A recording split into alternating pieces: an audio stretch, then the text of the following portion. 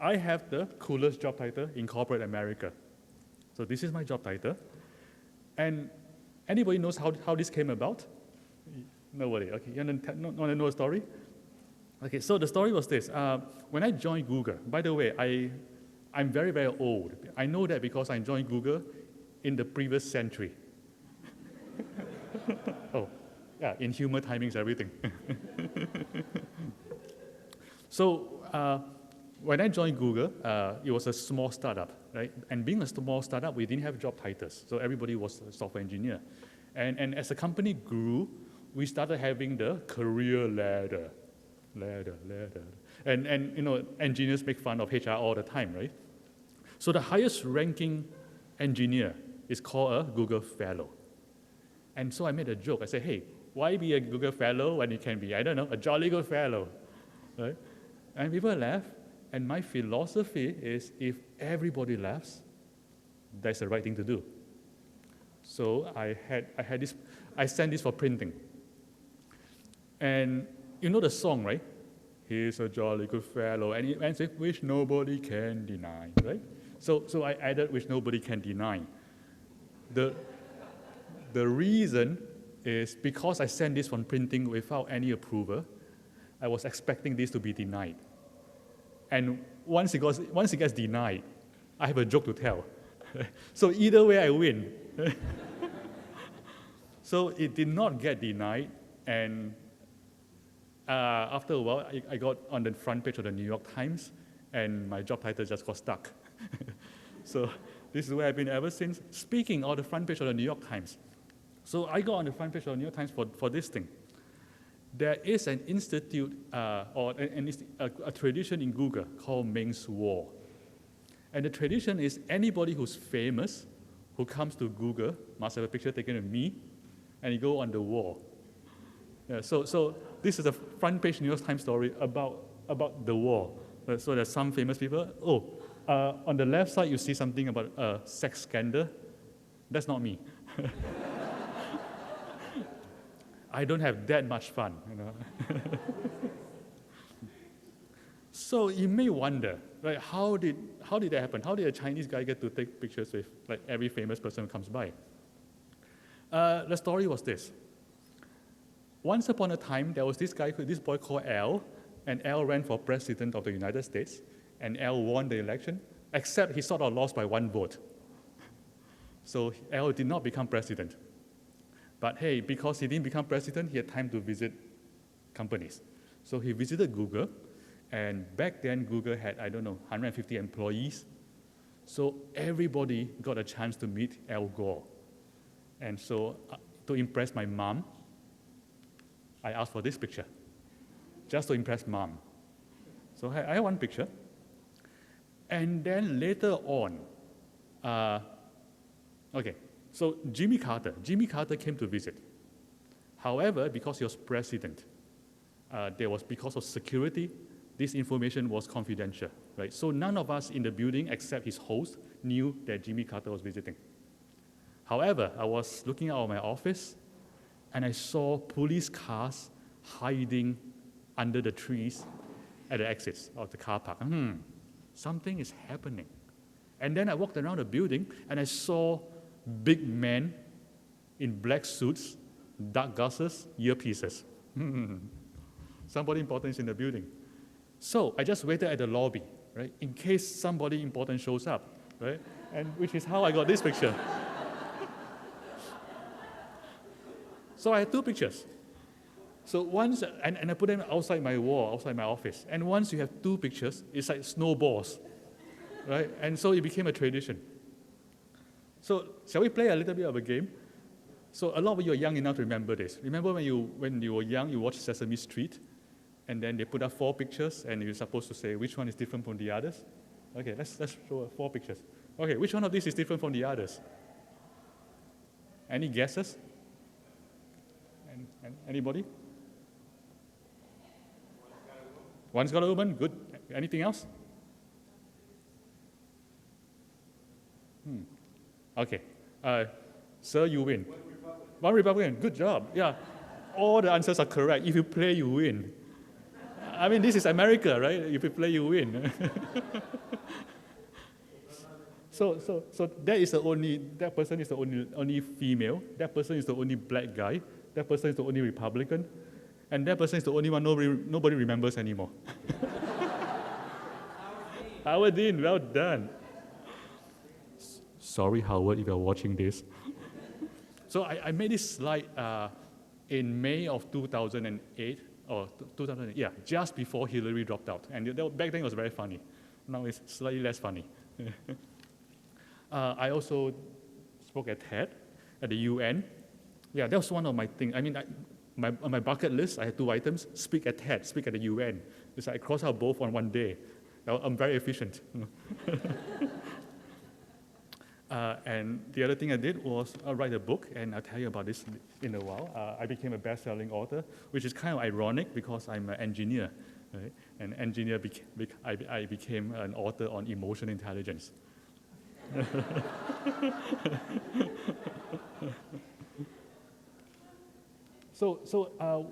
The thing I'm most proud of about the book is the back cover. And in the back cover, you see an endorsement from the Dalai Lama and President Carter and so on. You see, which is how you know this is a good book. Because, what are the chances that Jimmy Carter and the Dalai Lama are both wrong at the same time?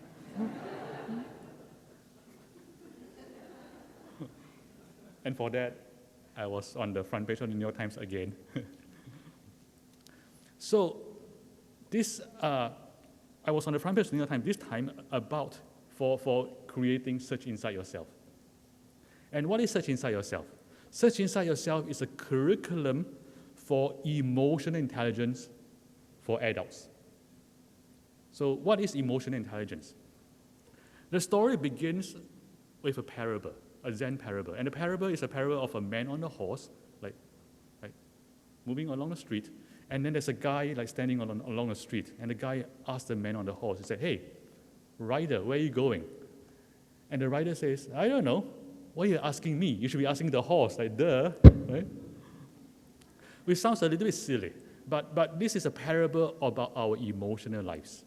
So the guy on the horse represents our thinking mind, our rational mind, and the horse represents our emotional life.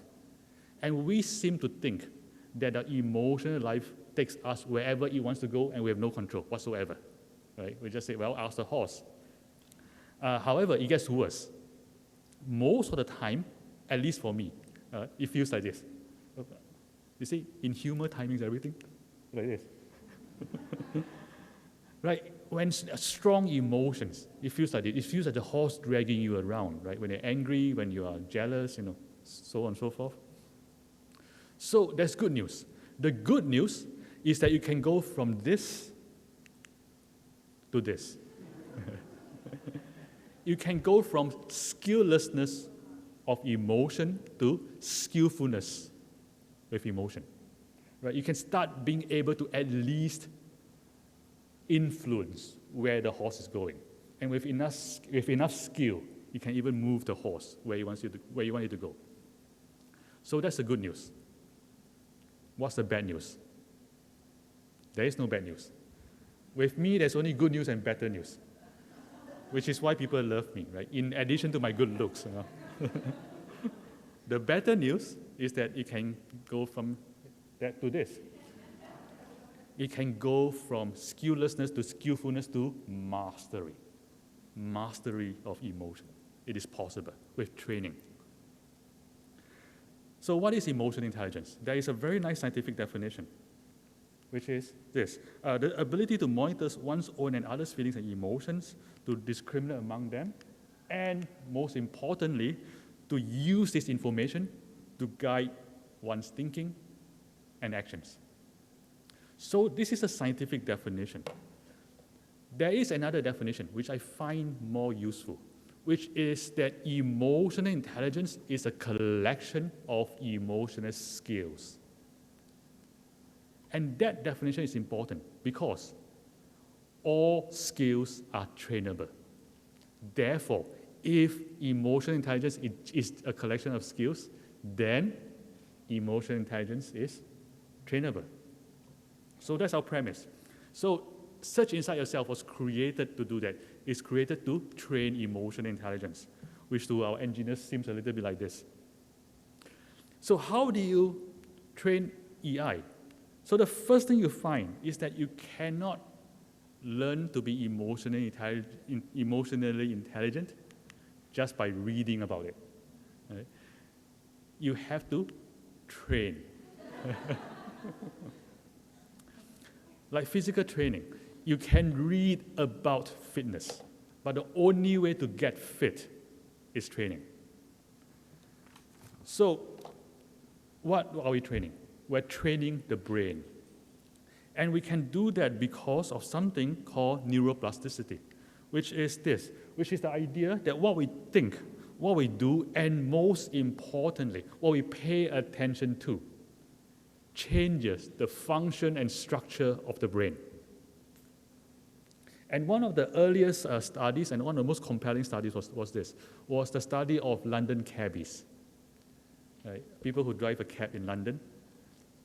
It turns out it's very hard to get a license to drive a cab in London, because in order to get a license, you need to demonstrate that you can navigate London, 25,000 streets of London, in your head, from any point to any point. Therefore, it takes a typical person 2 to 4 years of studying to pass the exam.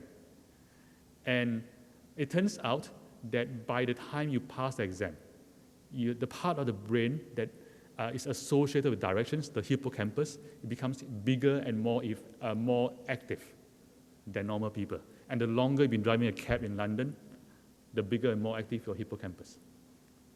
So that was the first study, and there are many studies that replicate the result.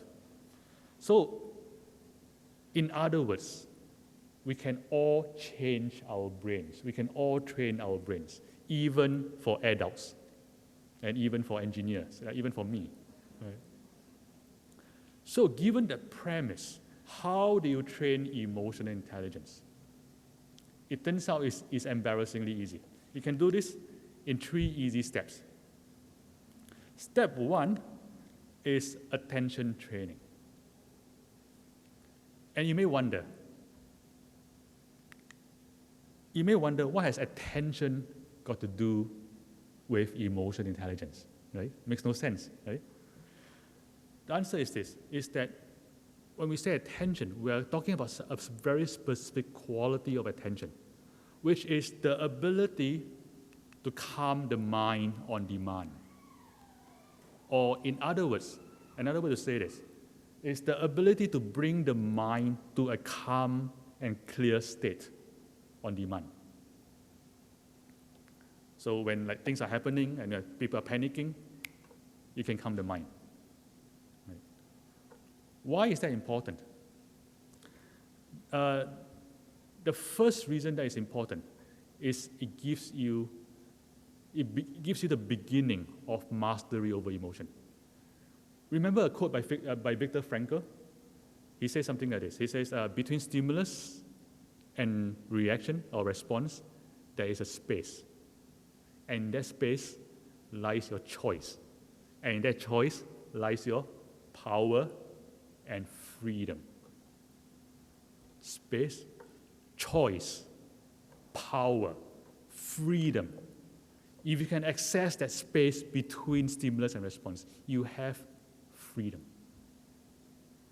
How do you do that?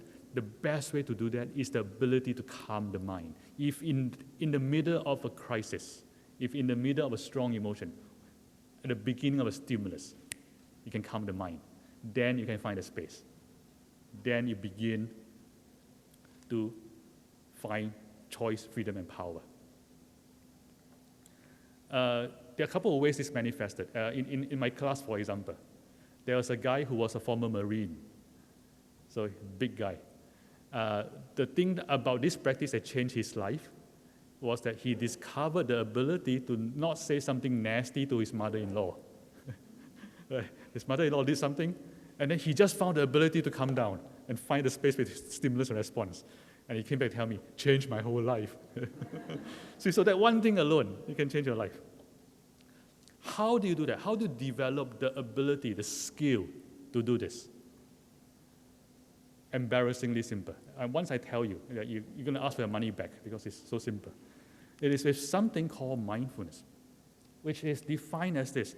It is paying attention, but not just paying attention. Paying attention in a particular way, on purpose, in the present moment, non-judgmentally. This is a practice. Is anybody game to practice for 10 seconds? Just to see what this feels like? Okay. So here's a practice. For 10 seconds, I'm going to ask you to bring a gentle attention to the process of breathing, whatever that means to you.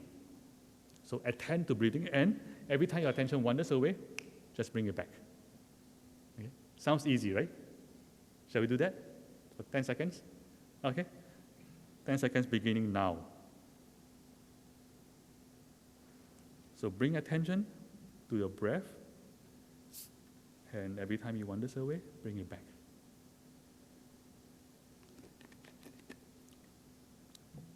So that was it, 10 seconds. How did that go? Pretty nice, right? So this is one of the moments you will ask for your money back. Because you say, wait a minute, what did we just do, right? I bring attention to my breathing, it wanders away, I bring it back. How could this possibly do me any good, right? Here's an analogy. Imagine nobody in this room knows anything about fitness. And I just show you how to do one bicep curl. And everybody's, okay. You should be asking the same question.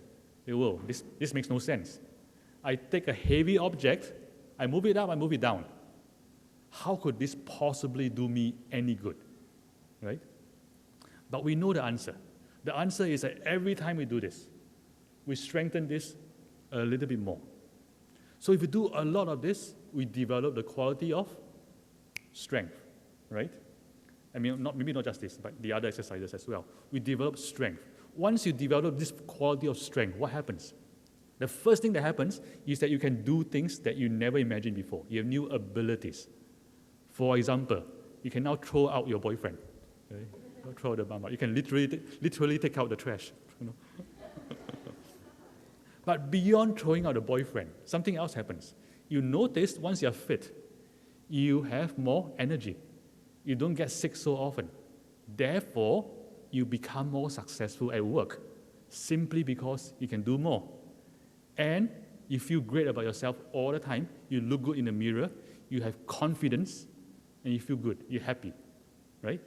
So therefore, this stupid-looking thing, lifting a heavy object and letting down, has implications that go all the way to success, happiness, wellness, feeling great, right? Similarly, every time your attention wanders away and you bring it back, it's like doing one bicep curl for the mind. Every time you bring it back, you're strengthening the faculty of attention. Therefore, if you practice this a lot, bring it back, the quality of attention becomes very strong, which is how you're able to calm the mind on demand. And that has implications that goes all the way to success, happiness, wellness, feeling great. Just like a physical analogy, except even more so. So that's the first thing. And also, this ability, the quality of attention, is the foundation of higher emotional and cognitive skills.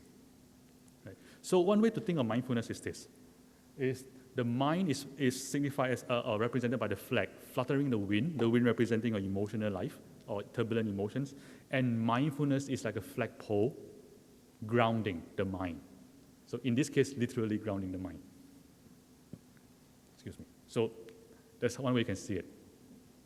So that's the first skill. The first skill, the first step of training emotional intelligence. By itself, could be life-changing. But wait, there's more. Right? It is only the first step. There's a second step, which is using that quality of attention. Use that to create the type of self-knowledge that leads to self-mastery. So as your practice of mindfulness deepens, you find something else. You find, remember earlier I said the mind is calm and clear on demand. I only talk about calmness so far, right? The ability to calm the mind. In addition to calming the mind, this faculty of attention also gives you clarity of mind.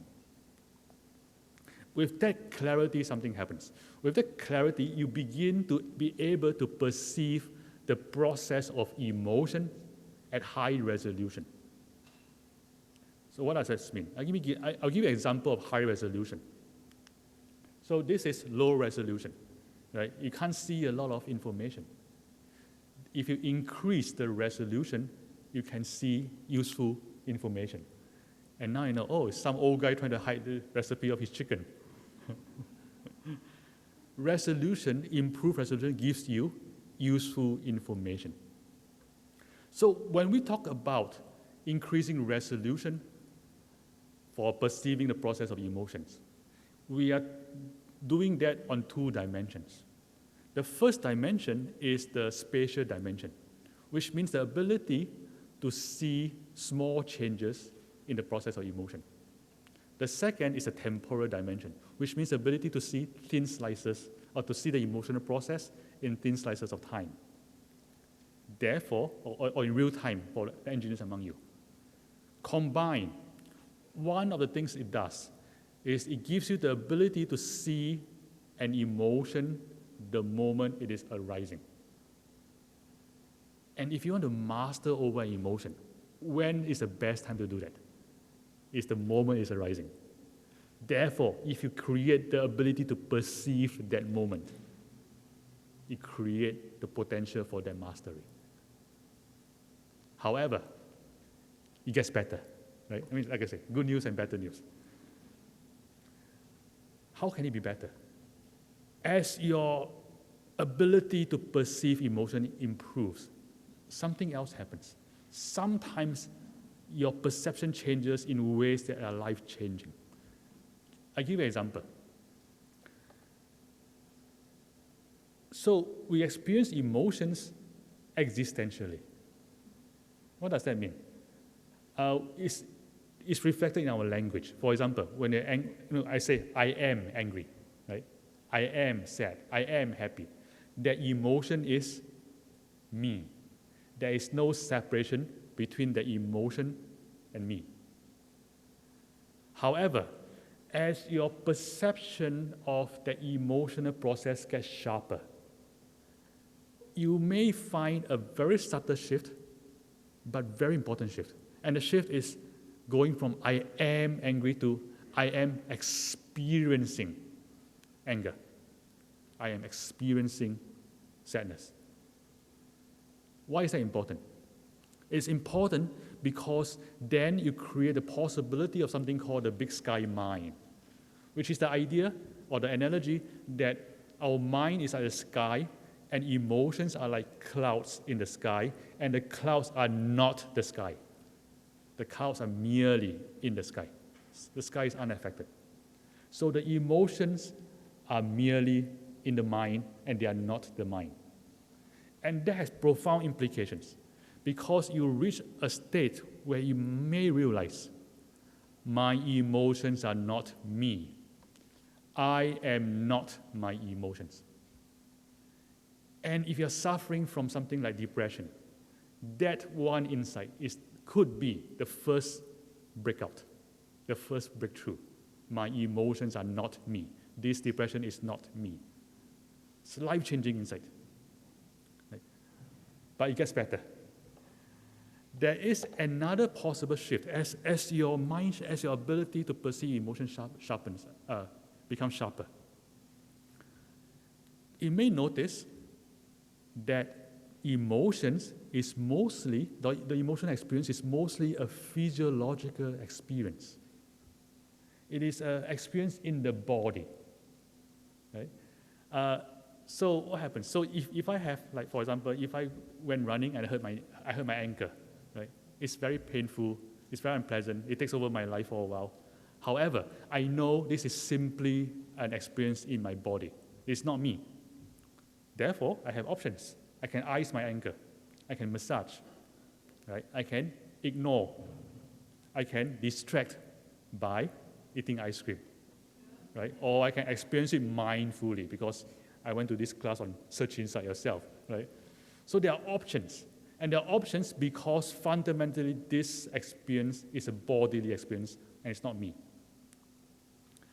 When you begin to perceive the experience of emotion as just the same level as any other bodily experience, like hurting the ankle, changes everything. Because that is the beginning of mastery over this experience. So this is life-changing stuff. So that's step 2.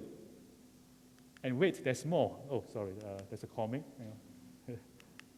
All the comics are in the book, by the way. This is a serious, important book about wisdom, and I cannot write a serious, important book about wisdom without cartoons. Yes. So the third thing, creating mental habits. The third step. What does that mean? Down here, I'm talking specifically about pro-social mental habits. And let me give you an example. Example is the habit of kindness, which is to look at a random human being. And the first thought is, I wish for this person to be happy. I wish for this person to be happy. And it's the first thought because it is a mental habit. And what happens if you have the habit? If you have that habit of wishing people to be happy all the time, eventually it becomes you. You become a kind person. Right? How do you train this habit? Very simple. The word habit suggests it. Habit is something you do often. You do it often enough, it becomes habit. And all the qualities we think of as saintly qualities, kindness, compassion, equanimity, appreciative joy, they can all be framed as mental habits. And if what I just said is true, that has profound implications, because that implies that every one of us can become saintly just with training. Right? Mind-blowing. Shall we do a 10-second exercise just to illustrate this idea? Okay. For 10 seconds, randomly identify 2 human beings in this room and just wish, I wish for this person to be happy, I wish for that person to be happy. Right? Okay. Don't say anything. Don't do anything. Just think. Okay? Shall we do that? Okay, 10 seconds, beginning now.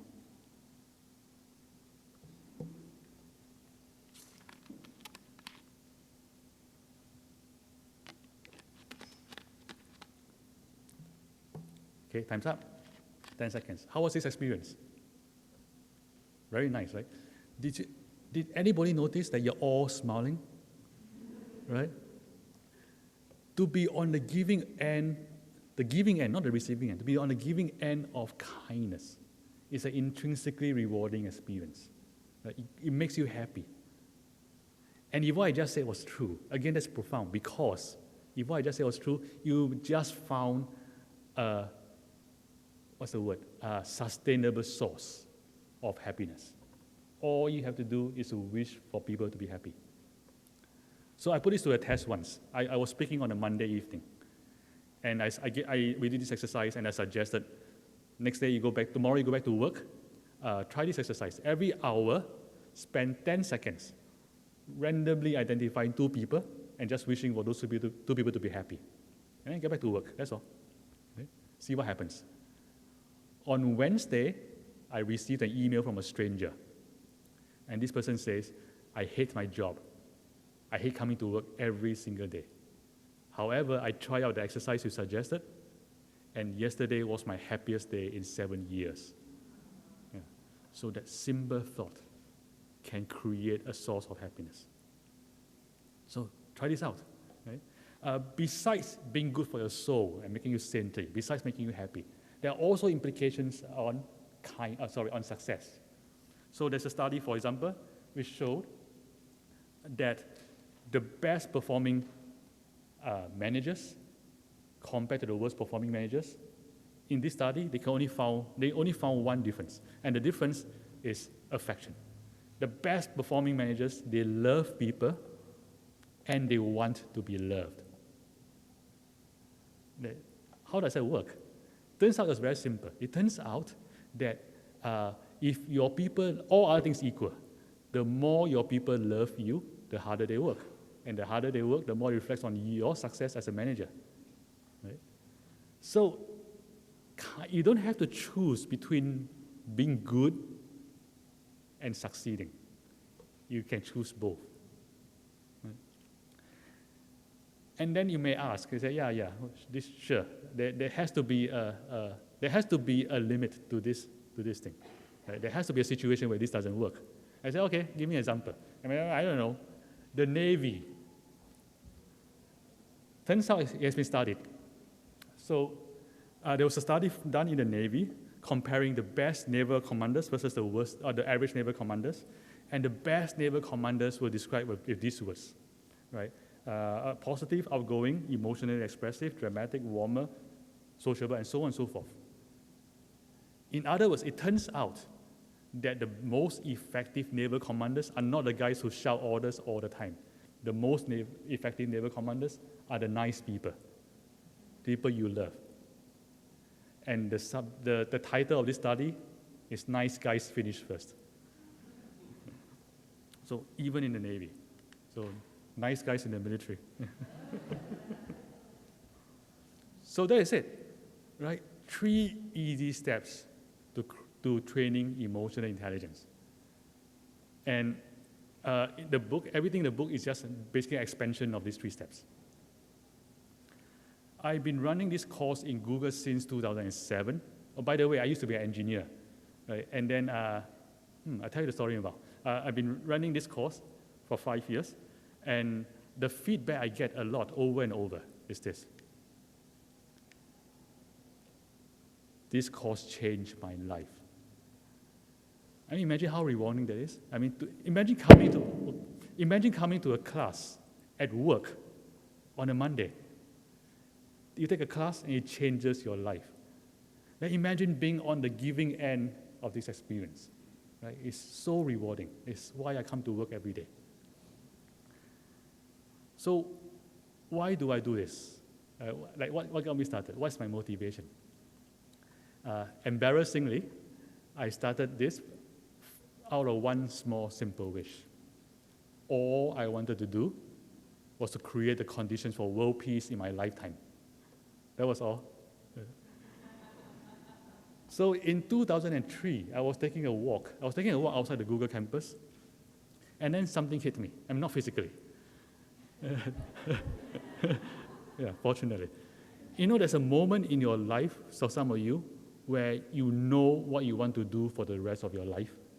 I had that moment. I had that moment while taking a walk. And I knew that for the rest of my life, I want to create the conditions for world peace in my lifetime. World peace in my lifetime. That's what I wanted to do. I didn't expect to succeed. However, this thing is so important, somebody has to fail trying. And I want to be the person to fail trying. So, which leads us to one question. How? How do you create the conditions for world peace? And I figured out the way to do that is to scale inner peace, inner happiness, and compassion worldwide. Because if we have these 3 qualities worldwide, then we'll create the conditions for world peace. How do you do that? I figured it out. I figured out that the way to do that is to align these qualities of goodness with success and profits. Because if I go around trying to talk about goodness, people, kind of nice. Okay, move on, nothing to see here, right? However, if what I'm trying to do is to teach people how to become successful, how the company earns more money, and with inner peace, inner happiness, and compassion being the necessary and unavoidable side effect, then goodness will spread. Those qualities will spread. Then we have world peace. How do we do that? I figured that out. I figured out the way to do that, or my vehicle for that is emotional intelligence. Because EI is pre-marketed. Everybody knows that EI thing, good for my career, if I have it. Right? However, nobody knows how to train it. So I came up with the idea that if we can train this faculty with peace, happiness, and compassion being the necessary input and side effect, then we can help people succeed with world peace being the side effect, unavoidable side effect. Then we have world peace. So with that insight, I was still an engineer, by the way, at the time. So in Google, engineers have something called 20% time, where you can spend 20% of time doing whatever we want to do, basically. And I decided to create world peace. So I collected some of the top minds in the world. I gathered a CEO, a Zen master, a neuroscientist, and so on. Put them in a room, and we created a curriculum. And so that's how Search Inside Yourself was created. And eventually I became the first engineer in Google's history to move from engineering to human resources. I know, weird, right? So that's the story. And my friends, I hope this is helpful to you. I hope this will begin your journey to build your emotional intelligence. And I hope that all of us will work together to create the conditions for world peace in our lifetimes. Thank you.